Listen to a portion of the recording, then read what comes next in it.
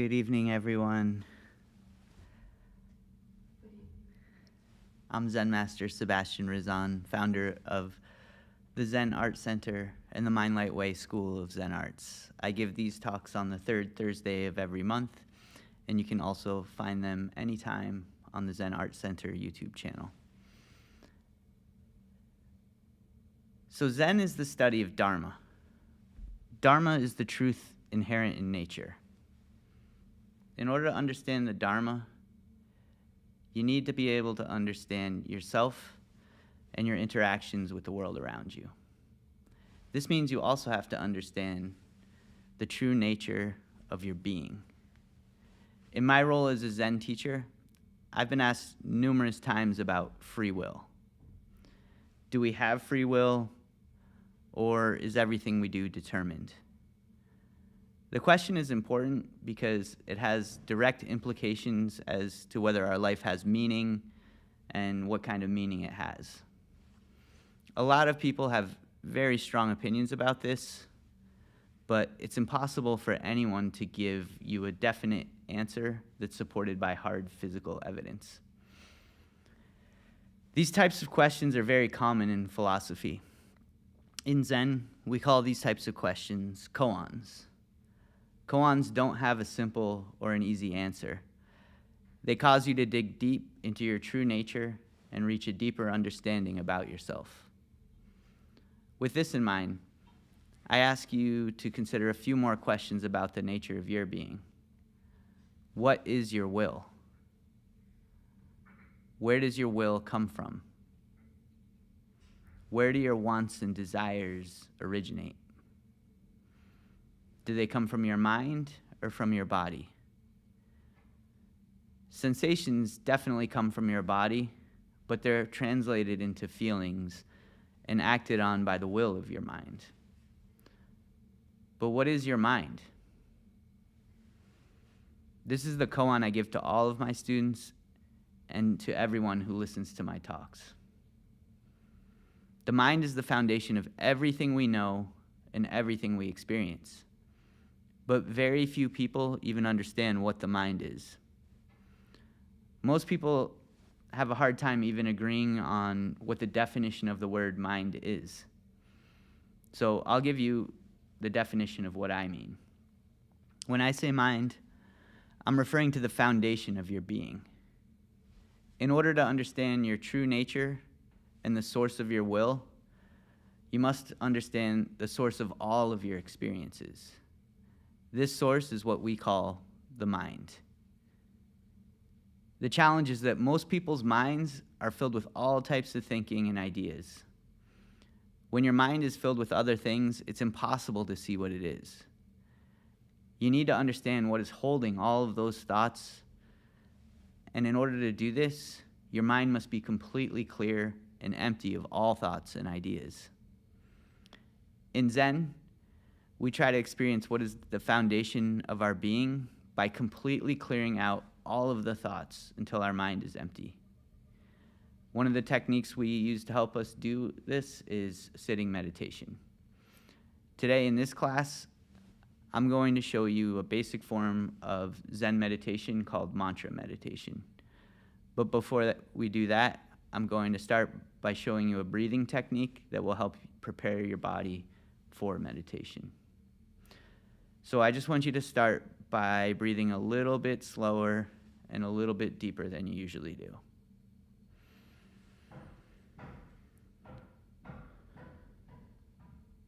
Visualize your heart in the center of your chest as you breathe.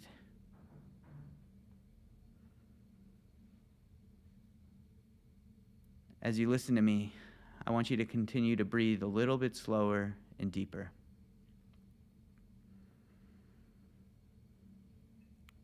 Feel your breath coming in through your nose and mouth, collecting all of the energy from your brain and moving it from your head into your heart. Imagine now that you're breathing with your heart. The purpose of this is to try to align our mind, heart, and body. You can also place your hand on your heart and close your eyes if you like. Keep breathing a little bit slower and deeper as I talk.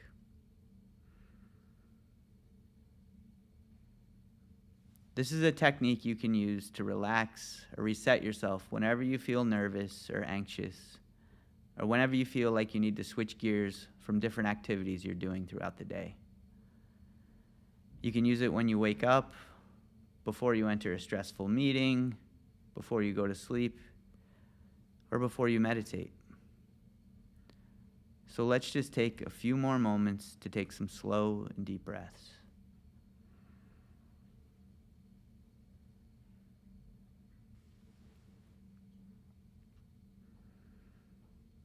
Tonight, as usual, we'll be doing a mantra meditation. We'll turn around in our places, and then we're just going to sit with our legs crossed. Try to keep your neck and back straight. And we're going to have our hands, right hand, left hand, touching thumbs, centered in your lap. We'll have our eyes closed, but if your eyes were open, they'd be at a 45-degree angle looking at the floor. If you get uncomfortable during the meditation, you can stretch out or stand up.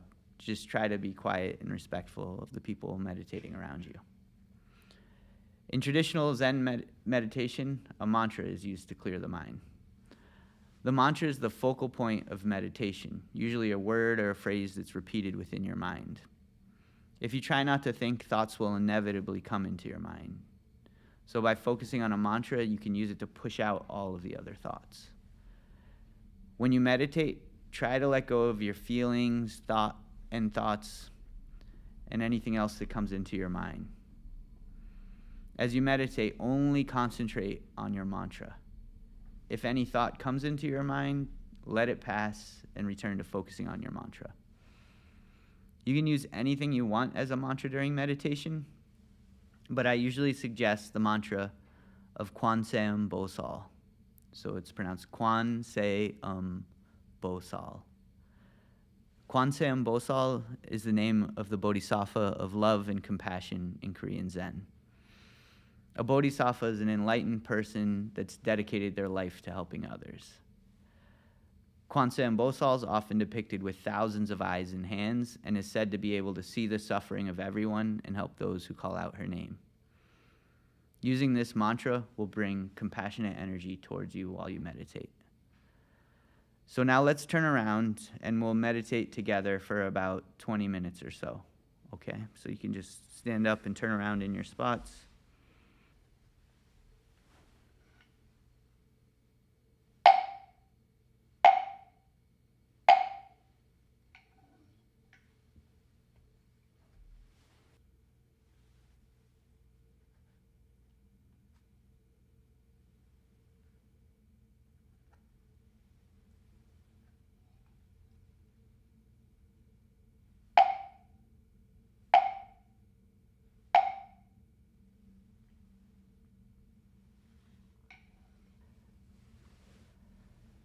So if you're like most people in our culture, you might hold the view that physical things are the primary source of everything that exists. But what makes something physical? We've all been taught that everything in the universe is composed of atoms. For a long time, scientists believed that atoms were the fundamental building blocks for everything. We now know atoms are made up of particles, and particles are made up of other smaller particles. But our most current science suggests that particles arise from some sort of waves or fields. If you keep looking deeper and deeper for what makes something physical, you eventually come up with something like a wave or a field, which is very amorphous. Then it becomes rather difficult to define what exactly makes something physical. A wave is not really a physical object. It's merely a form or an excitation of something else. For instance, a wave in the ocean is an excitation of the water. A wave in the ocean is just a form that the water takes. A wave has to be made up of something. So what makes up these fundamental waves? At this point, science doesn't really have any real explanations. It can't provide any solid insight into what makes something physical. This will always be a challenge because the idea that something is physical is just a conceptual representation in our mind of what we observe and measure through our own conscious experiences. We also don't have any physical explanations of where consciousness comes from. In physics, they refer to this as the hard problem. So far, science has no plausible explanation of how consciousness arises from something physical. However, I don't think this is actually a problem. It's only a problem if there's a flaw in your initial postulation. The problem only arises if you assume that physical things are the fundamental elements of everything. How could a mental representation of something give rise to the mind that created that representation? It seems there's a fundamental logical flaw in this approach. It's kind of like saying a map of something gives rise to the landscape. We all know that isn't true. The hard problem only arises when we try to draw a hard line between what is mental and what is physical. That line is also just a mental construct and a conceptual separation. If you recognize that all physical things are merely constructs that we use, then this hard problem goes away. All you have to do is recognize that our mind is the origin of all our observations and the creator of all of these physical concepts. Most scientists and philosophers are unwilling to abandon this physical point of view. However, if they want to continue to make scientific and philosophical breakthroughs, they'll eventually have to reconcile that the physical model of the world was something that was created by our mind. Obviously, using a physical model of reality can be incredibly useful in our lives. But you have to keep in mind that it's just a model that exists in our mind. If you forget this, it inevitably leads to some misleading interpretations of our world. It also inevitably results in various forms of cognitive dissonance. For instance, if you believe the world is purely physical and deny our mental participation plays a role in our perception of reality, then it often leads you to the idea that the universe is completely deterministic. This means that everything that happens is completely determined by the things that happened before it. This implies that you have no agency over your life and that there's no such thing as free will. It's impossible to reconcile that worldview with our lived experiences. Most people inherently feel that the decisions they make in their lives will affect the outcomes, and they act according to that instinct. However, if you believe that everything is determined by physical causes, this means everything you do and every decision you make is already predetermined. This physically based deterministic worldview among scientists and philosophers is so prevalent that it's creeped into the subconscious of our culture. A purely physical, deterministic view of the world means that you have no agency or control over your life. This implies that life has no meaning or purpose. This may be one of the main reasons depression is so common in our society. At the same time, it's also important to acknowledge that some, if not most of the events in the universe are beyond our control. In that regard, many things are determined by the trajectory and momentum of the universe. For instance, the moon orbits the Earth, and the Earth orbits the sun. This is a predictable pattern, and it seems to predetermine that tomorrow will come and the sun will rise again. But we never really know for certain. An asteroid could be headed our way that will knock everything off course and change everything that we think is destined to happen. Either way, these events will be determined by nature. In Buddhism, we refer to the momentum of the universe as karma. In that sense, we're not free. Our bodies are completely subject to the forces of the universe that are beyond our control. We can't change the will of the universe. The universe reveals its rules to us, and the best we can do is try to learn them and learn how they apply to our lives, and then we can adapt to the rules it's showing us, and this is how we can assert agency over our lives. We can observe the world and learn from it. Once we understand the rules, we can learn how to position ourselves to attain a more harmonious existence with nature. We can also learn the rules so well that we can learn to bend the rules in a way that benefits us as individuals. This is what we're doing with our technological innovations. Our mind gives us the ability to gain new insights and new degrees of freedom within our lives. The universe and the world have so many rules that are beyond our control. Our bodies are subject to all of the forces of nature. Our body is actually a prisoner of these forces. The will of nature is constantly manipulating our bodies through our pain and pleasure. So in this sense, do we ever truly have freedom or free will? What do we control? The answer to this lies within our minds. We can learn to control our thoughts and our internal reactions to what's happening. We can also learn to control the decisions we make and the actions we take in our lives. We can choose to live in a way that brings more harmony in our life or in a way that creates more suffering. That is our freedom. There's also another type of freedom we can attain. Freedom of the mind. Our mind is not bound to the rules of the universe in the same way that our body is, because our mind is not physical or material. The mind can be completely free. This is our true nature. So, how can you attain this freedom?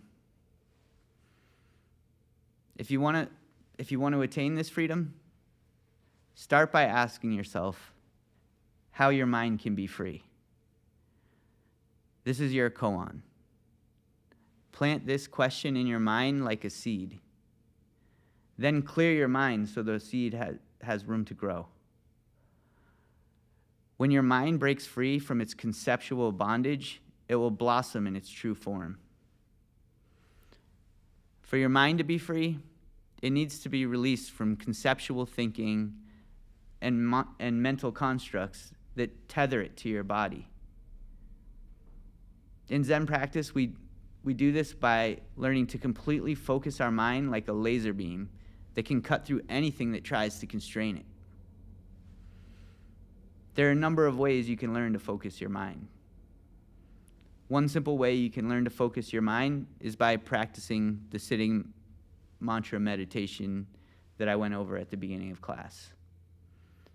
The reason I hold these classes is so I can teach these techniques and we can practice this together and encourage each other to keep going. If you want to continue this journey on your own, I encourage you to start meditating for at least 1 minute every day. Try not to miss any days. See how many days you can do this for. After 10 days, you might notice a slight change. If you make it to 100 days, you'll probably notice that your mind will be much better at focusing. Keep going like this and see if you can make it for a year. See if you notice a change. You can also try to expand your meditation practice to more time. But no matter what, try to do at least 1 minute every day. This is a very simple plan, but it's not actually easy to do. Try it out for the next month. Then come back to next month's class and let me know how you do and how you feel. If you're able to do this, you'll be developing formidable inner strength that will also help you exercise agency over your own life. You can learn to apply this type of meditative focus to everything you do in your life. I call this moving meditation. If you want to learn how to do this, you can start by using an art form or a form of exercise that you enjoy doing. Practice by trying to stay completely focused on whatever the task is that you're doing, as if it's your mantra. If you're drawing or painting, stay completely focused on your technique. If you're playing a sport or riding a bike, try to remain completely aware of everything that's happening around you. You'll be able to sense when you reach a meditative state, when your actions flow through you without thinking. This flow state means you're completely locked in and focused on what you're doing. Your mind won't be wandering off to think about the past or the future or another place or your friends and family. If you keep practicing sitting and moving meditation, eventually you'll get better at focusing your mind. It will become possible to attain that meditative state of focus on everything you do, whether it's the tasks at your job, the chores you do at home, or even going for a walk. This complete concentration on your activities clears the mind. If you stay focused on whatever it is you're doing, then your mind will be completely clear all of the time. When you reach a state where your mind is so completely clear that it's completely empty, it will reveal that the true nature of the mind is completely free and unbound. This is true freedom. In our culture, the idea of emptiness comes with some negative connotations. This Western concept of emptiness is more like a void of nothingness, and it's often associated with nihilism or lack of meaning. However, the emptiness that I'm referring to is completely different. The emptiness of the mind is the womb of creation from where everything is born. The emptiness I'm pointing to creates a vacuum of potential which draws everything into existence. When your mind is completely empty, you'll realize that the only thing that occupies your mind is creative potential. This potential energy manifests as the force of creation, which I call love. It's the same force that acts through our human bodies that compels us to want to procreate and make other human beings. It's also the same force which compels us to create things within our mind. Each time we create something, it provides us with a small reflection of our mind. This energy of creation travels like a wave of light through the empty vacuum of our mind. When your mind is completely clear, this light reflects off everything in existence and completely illuminates your mind. This illumination is what we call enlightenment. When you reach this state, you see your mind reflected in everything. When this happens, your body becomes an instrument of compassion. When you become an instrument of compassion, your only remaining purpose is to help others find their own path to freedom so they can alleviate their own suffering. When you see your body as an instrument of compassion, you'll understand that your purpose is to add to the harmony of our world. If you want to experience this for yourself, keep practicing meditation and focusing your mind. Try to do it at least 1 minute every day. Then gradually expand your practice until everything you do becomes a meditation. If you learn to do this, everything you do will become a way to clear your mind. When your mind is completely empty, then you'll completely understand everything I'm saying through your own experience. Then your only purpose will be to help other people find this path. That's what we call the bodhisattva mind. If you keep moving forward along this path, eventually you'll find your way. I wish you good fortune in your journey. So I gave you a lot to think about, but if you have any questions about anything I said, or if anybody, about anything else as well, I'm happy to stay and answer questions. So you said that once we reach enlightenment, the only purpose remains is to alleviate others' suffering and bring more harmony to the world. Right? Yeah. But somebody can do that even without reaching enlightenment, right? Absolutely. Like for example, for me, she's helping me so much alleviate my sufferings of whatever I've been through, and I don't think she has reached enlightenment yet. So Yeah, I'm just going to say the questions for people who are watching. The comment was that when you reach enlightenment, you are compelled to be an instrument of compassion, and that you've met people who are already doing that, but you don't think they have enlightenment. And it's hard to tell if someone has enlightenment from the outside, right? It's an internal experience. And I said, absolutely, that's correct. I mean, and that's also why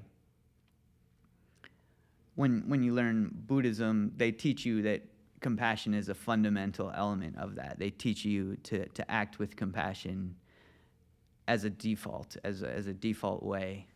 And I think that is also what I'm trying to teach people, even if you don't get enlightenment. Just don't add to the suffering of the world. Try to alleviate the suffering. If you're doing that, you're acting in the same way that an enlightened person would. The enlightenment aspect is purely internal, and it's only about your own suffering.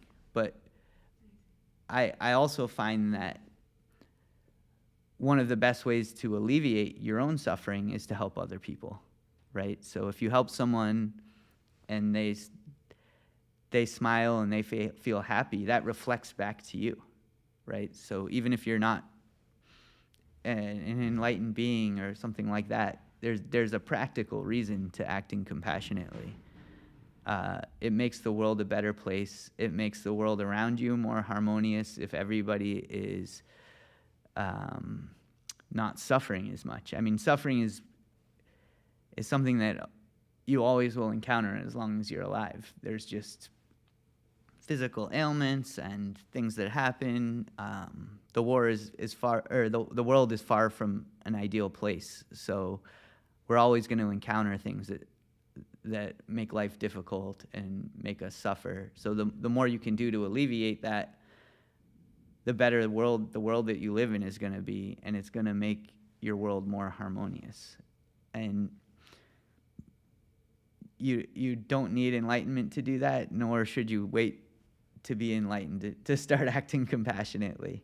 And so I would highly encourage, while you're on that path, to act compassionately. Keep love in your heart for everyone and try to do compassionate actions. And then you'll lessen the karmic burden that you have to clear off for yourself. It definitely helps free you from karma to act compassionately.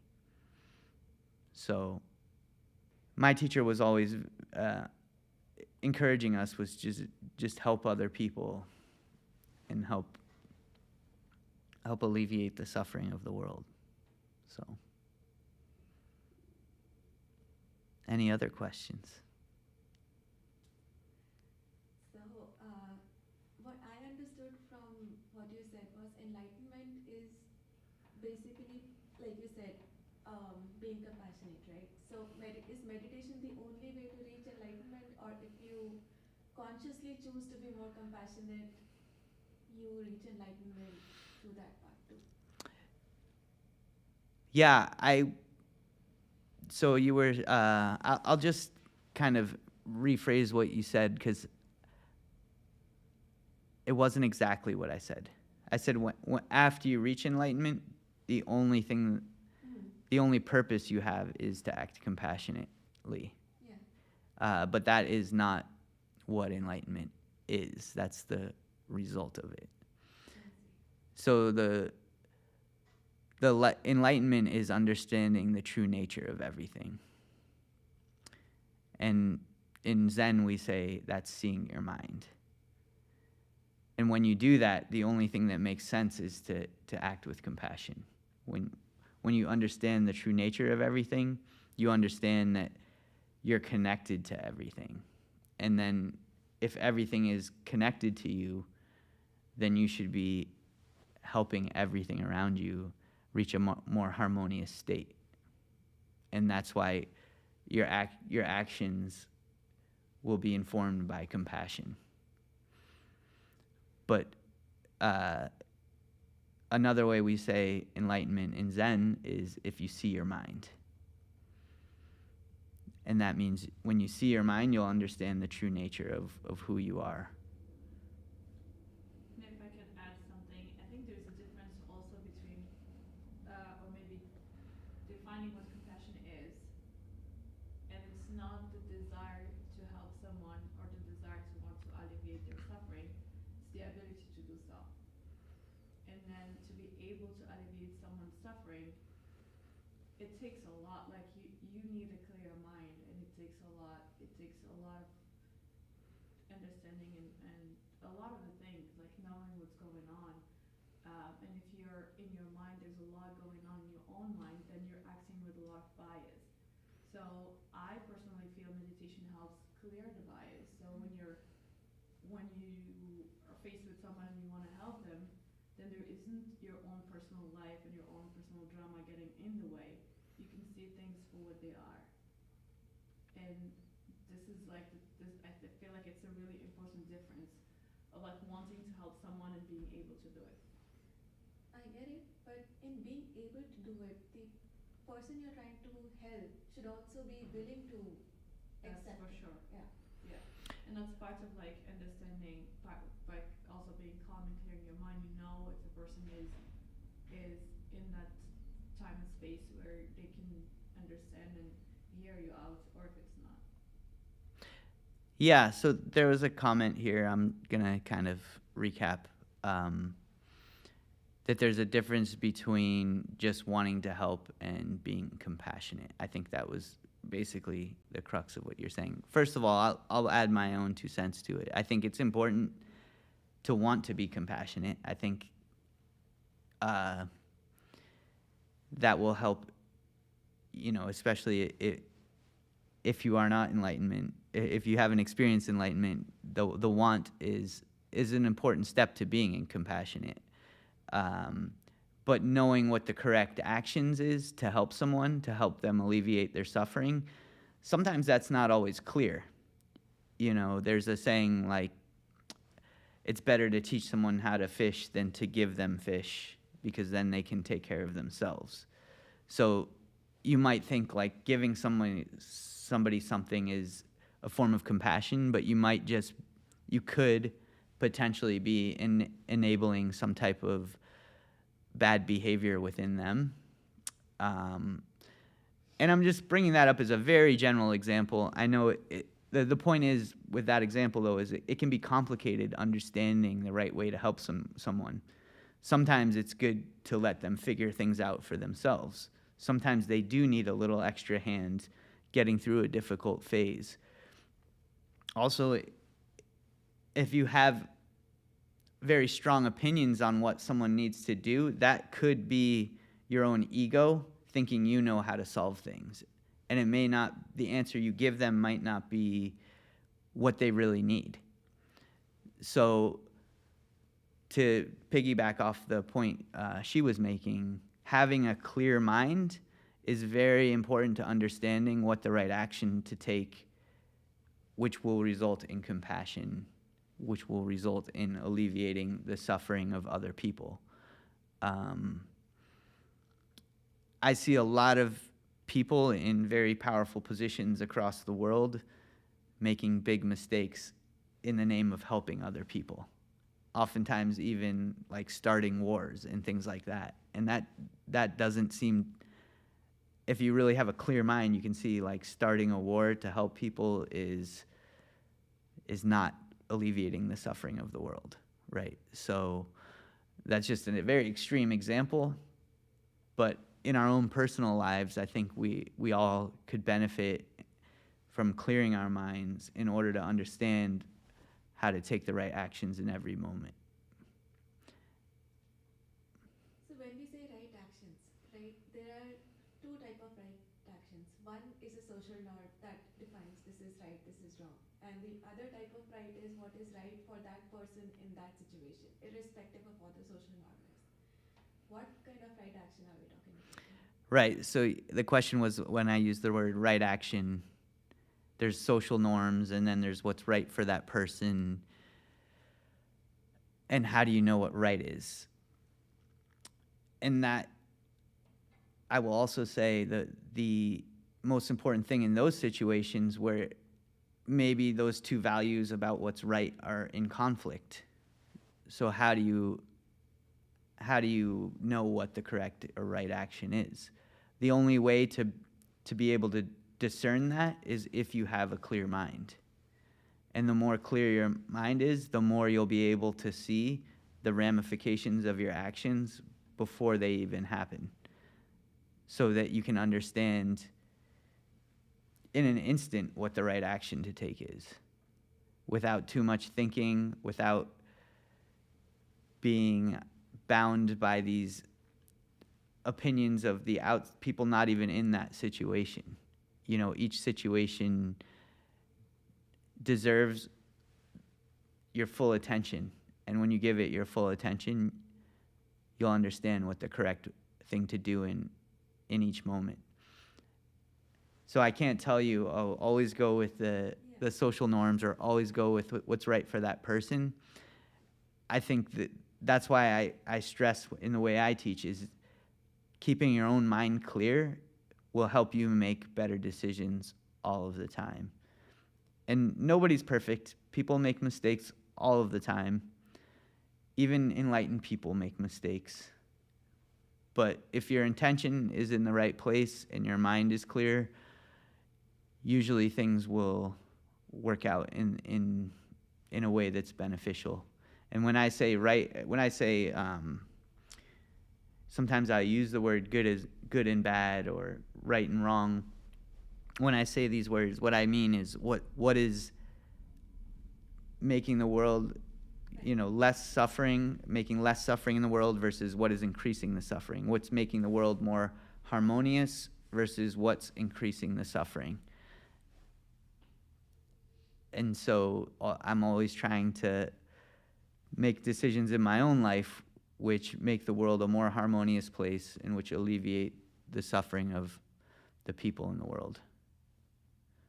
And I think if everybody had a clear mind, there would be a lot less suffering in this world.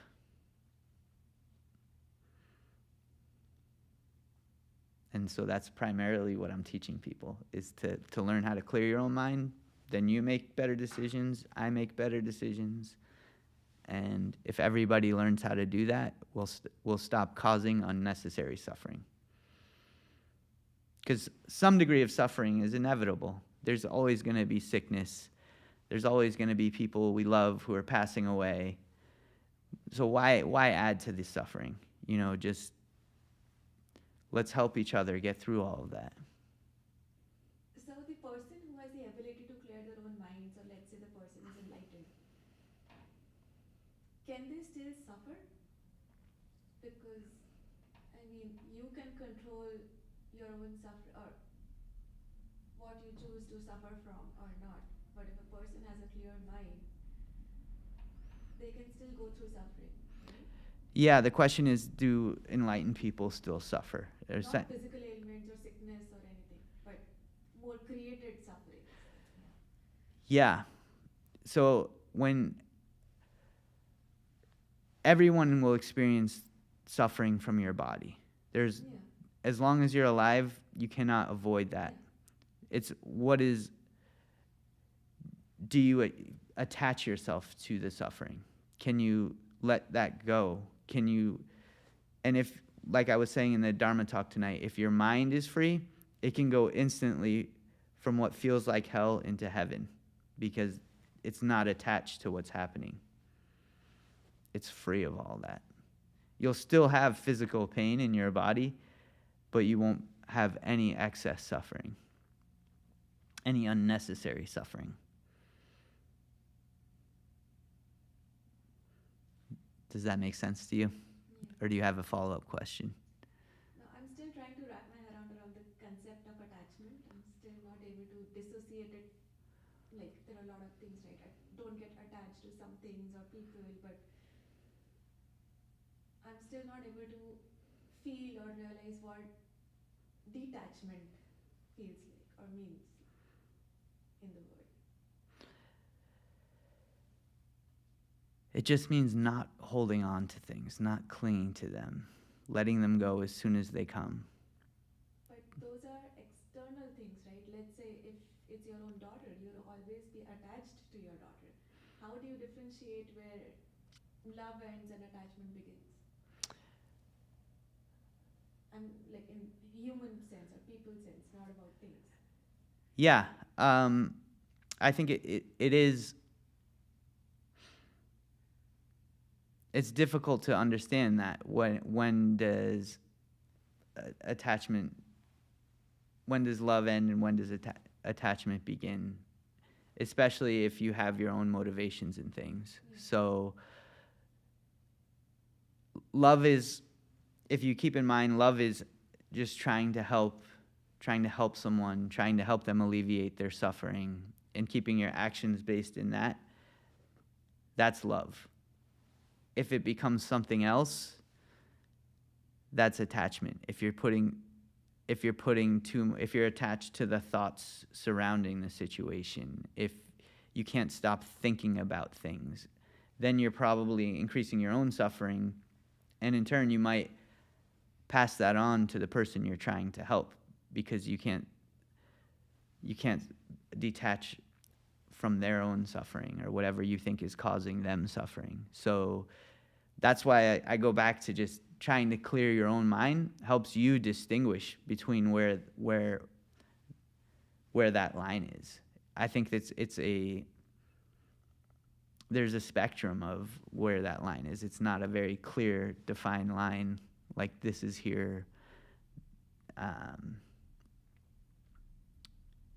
I think too much attaching to wanting to help someone can also harm them.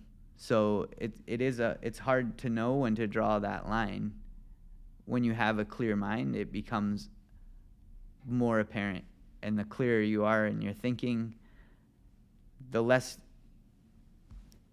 you're likely to make a mistake. So just to give you a more practical kind of scenario, have you ever experienced something where something happens and you can't stop thinking about it? And then you do something because you can't stop thinking about it that ends up backfiring. Like you take an action because you're so upset, you feel like, oh, I have to do something now because I can't stop thinking about it. And then it causes the opposite result of what you were hoping it would intend. So that's the kind of things where your attachment can cause extra suffering. And if you took a moment in those kind of situations and meditated, you would pretty quickly understand, I shouldn't say that thing that, obviously, and it's a lot of times right after you say it or do it, you regret it. So if you have a clear mind, that can help you make that determination.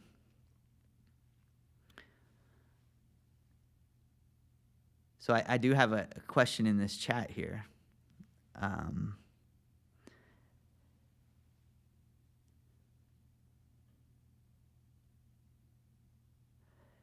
Is there, and this is from Kurt online, is there in Zen any advice about how to open the heart? When the mind is absent, there's a void, an emptiness. It's peaceful, but it doesn't feel that the heart/love is involved. So in responding to this, I just first want to say sometimes I use the word mind and heart interchangeably.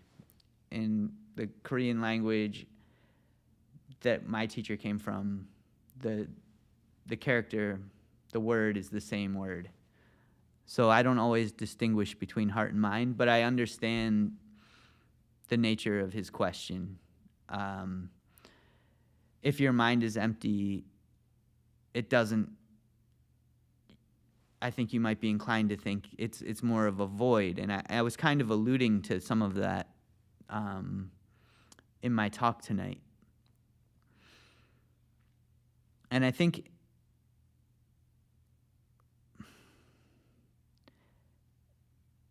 it is important to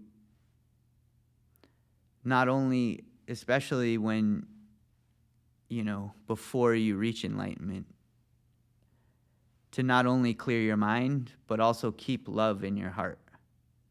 Because that will help guide you to making good decisions that help you alleviate the suffering of people around you and create a more harmonious world. And so it's like you said before, like you can do those things before you reach enlightenment. When you reach enlightenment, like I was trying to say, it's not a void of emptiness. It's a void that is filled with this creative energy, this creative potential, and that is the energy of love. That is what fills that void. But if you're just clearing your mind, I can understand why you might just feel empty. And that's where I would say keep love in your heart. That's how I was always taught from my teacher.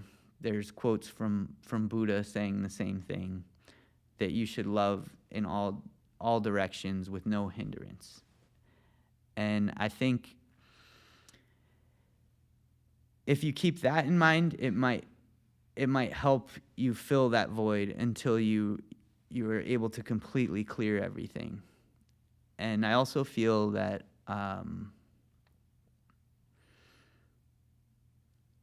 when your mind is clear, it makes you be a better listener. It makes you more present in each moment. And then you can listen to people and understand them. And it doesn't have to be just meditating and empty. You have to go out and you have to live your life. Well, how do you stay in a meditative moment? You stay completely focused on each moment. When you're having a conversation, when you're around your friends and family, be present, listen, talk, but stay in the moment and don't let your mind drift. And that will make you more receptive to what's going on with them.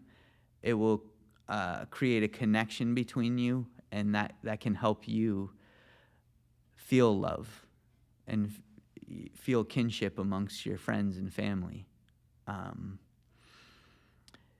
So I know I probably sound like a broken record, but I keep going to like clear your mind, but also when you're not meditating, stay focused on each moment. Stay focused on the people you're around. If you wanna learn about in your situation, understand the difference between love and attachment. Be incredibly present with your daughter and try to listen and understand what's going on. I think that will help you in those moments when you can't meditate. Just being completely present in the moment will help you become a more receptive person and able to receive and give love more openly. So I hope I was able to answer the question from the chat here. Thank you so much for asking a question. I think there's a bit of a delay, so I don't know if they'll have a chance to respond. But I'm happy to keep answering questions if you have any.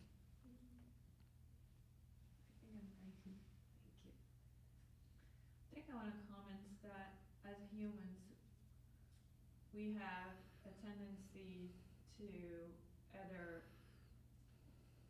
most often like suppress emotions or just not know what to do with emotions and then being overwhelmed with them.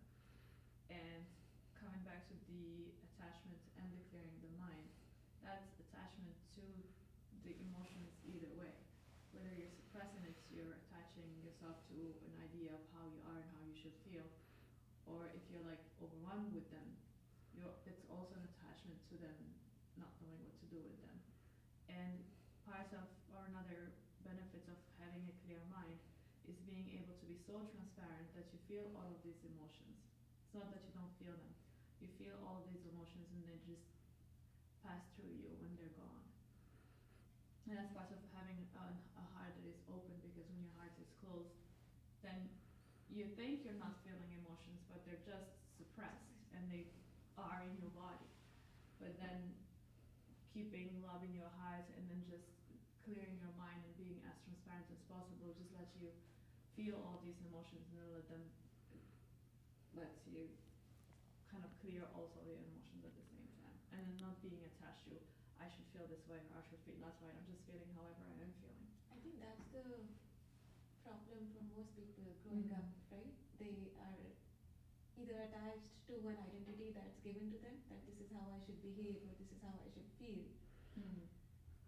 That becomes a part of us, and we don't distinguish it from, okay, we are attached to that identity. Exactly. We just take it that it is us. Exactly. Yeah, so I want to just comment on both of what both of you said. The first comment was on emotions and the difference between like repressing them or just letting them come and go. And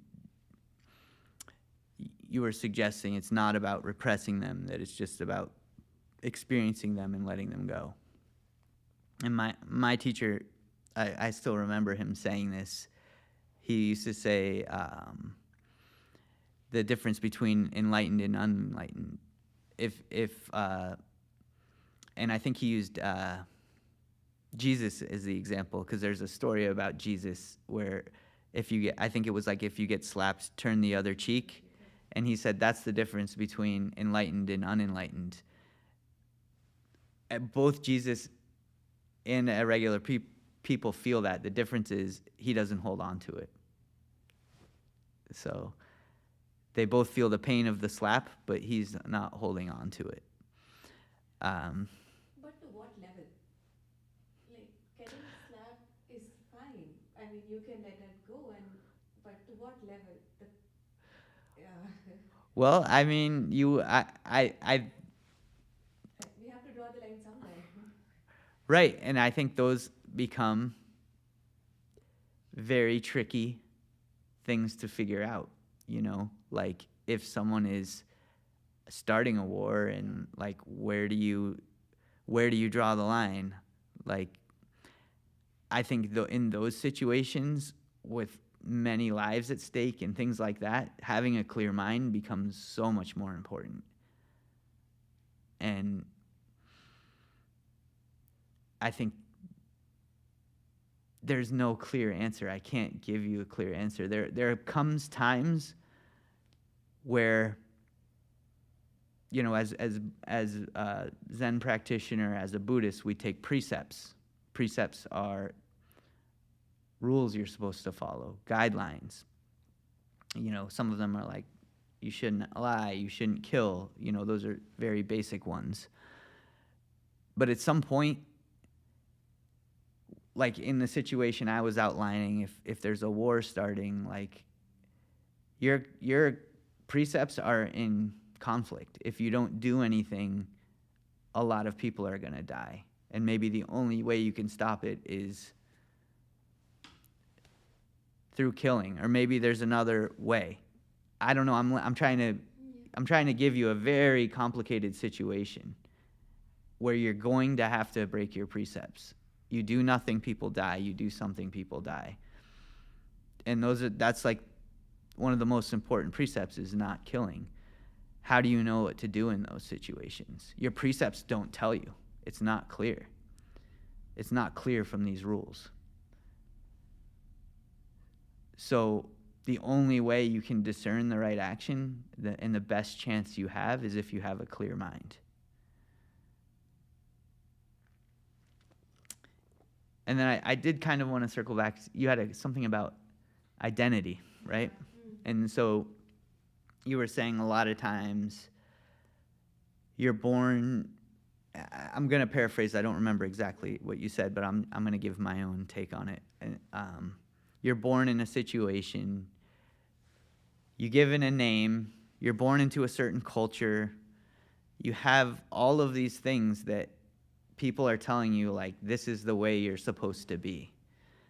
And it may or may not resonate with you as a person. And I think all of those things are done in a way that are intended to be helpful for you. Like the culture that you're in generally is like a way that they have figured out to make their society more harmonious. If everybody adapts these social norms and things like that. So I want to just point out, like, those things can be well-intentioned, but I also think it's very important for everybody to understand and find out, like, what is the purpose of your life? How are you supposed to contribute to the world in a positive way? What is going to fulfill you and your being? And I think it's a worthwhile endeavor for everybody to figure that out for themselves. And it may require you putting down and letting go of all of the things you use as an identity, and just seeing what grows when you don't have all of those things. What comes out of that? Maybe it's exactly the same thing. Maybe it's something different. But I think it's worthwhile evaluating all of those things from a place of clarity, and then understanding what's right for you. I'm just going to clarify this a bit, because I know where you're coming from asking this question.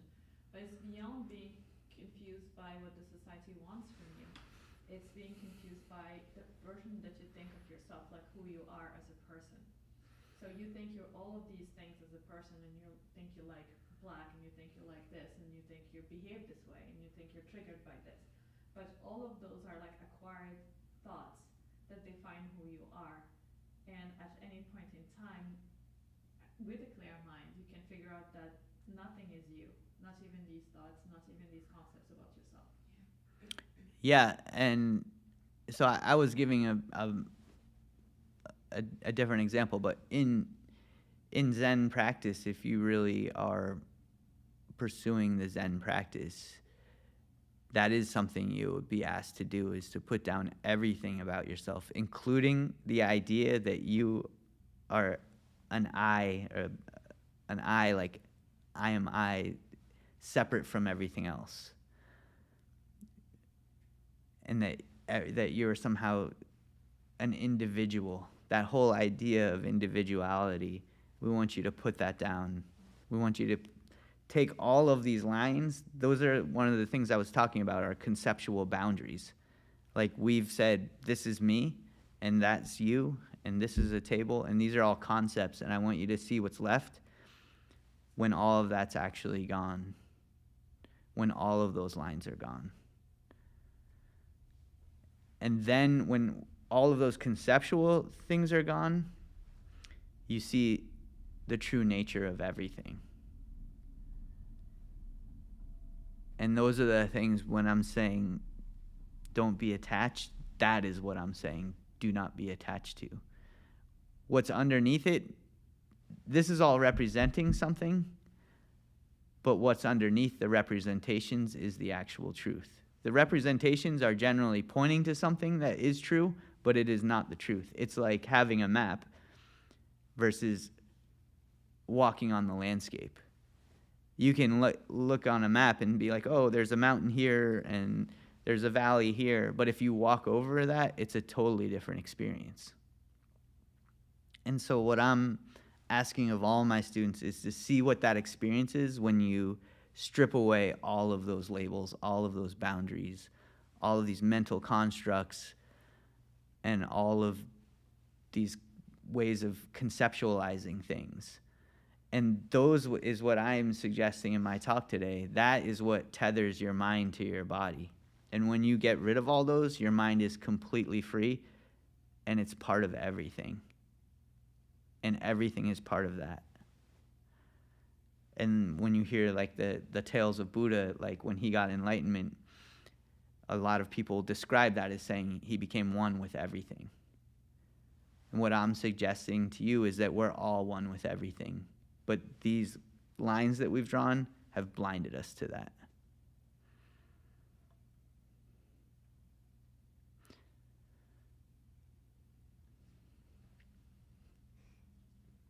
Any more questions? All right, well, I think that's a good place to leave it today. Thank you so much for coming. Thank you for the great questions here and online. And I wish you all good luck with your journey. Give that meditation a try for a little bit every day. Let me know how it goes. Okay? Take care. Bye-bye.